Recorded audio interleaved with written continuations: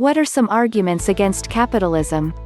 Certainly one argument would be the socially grossly unequal outcomes and the generally unequal, or we could say, unfair, economic state of affairs which usually prevails.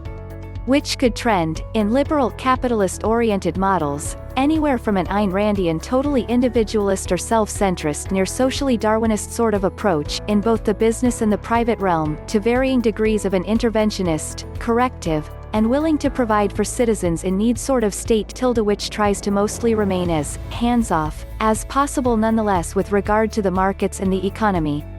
I would say the US today is closer to the latter than it is to being truly socially Darwinist or really laissez-faire. It used to be much more socially Darwinist and more laissez-faire in years long past, say, 120th plus YRS ago now.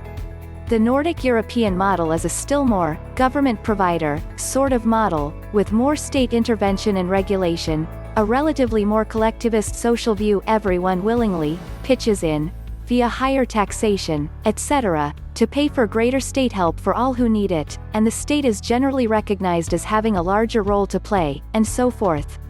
With an economy however that remains overall liberal and free market oriented on the whole. I say, oriented, because it's mostly variations of liberalism or interventionism which we're talking about here. Almost no country today is truly, 100%, one or the other, there are always mixed elements or features.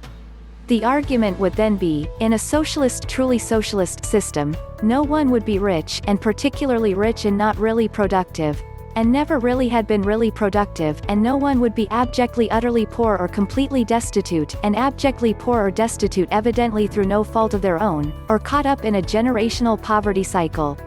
The state makes sure of that, supposedly, by for one thing eliminating or mostly eliminating, greatly curbing basic free market principles which tend to leave such things to chance, luck, or talent, initiative, and hard work. And also by removing the principle of private or solely for profit, and non-democratic, means of ownership and management of business and industry, which is viewed by socialists as being necessarily and inevitably exploitative, as well as by centrally planning or directing the economy in order to theoretically attempt to produce more equitable outcomes for more people. How well those measures work, have worked, or ever could work, particularly in a very large or very heavily industrialized modernized nation, is then the next argument. Whether given certain aspects of human nature, as some argue, or given also today's globally intertwined and extremely complex markets, and the mostly liberal-inclined capital-directed economics which have basically prevailed over at least the past few decades if not longer. My argument against capitalism is the same argument I have against all other isms, including socialism, communism, feudalism, mercantilism, anarchism, and any other ism you can think of. The problem underlying all of these isms is that they monopolize all human needs under the one legal structure, i.e., it treats all resources as commodities, and then politically chooses how these legal rights can be distributed, accumulated. The only difference between capitalism and any other ism is how much of that political force interferes. Other than this, they are all the same. It is this common convention that they all share that as their biggest weakness. Whatever it is you want to see changed in this world, say less war, less poverty, etc., it will never be achieved by an ism, i.e. politically. Politics only makes things worse.